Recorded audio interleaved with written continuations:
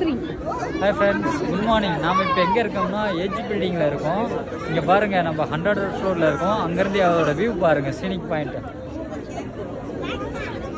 பாருங்கள் எப்படி இருக்குன்ட்டு.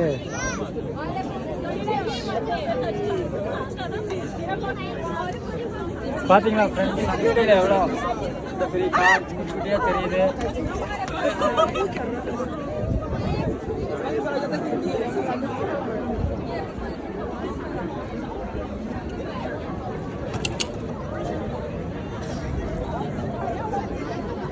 அங்கே பார்த்தீங்கன்னா ஃப்ரெண்ட்ஸ், நியூயார்க் சிட்டி ஃபுல்லாக கவர் ஆகுது.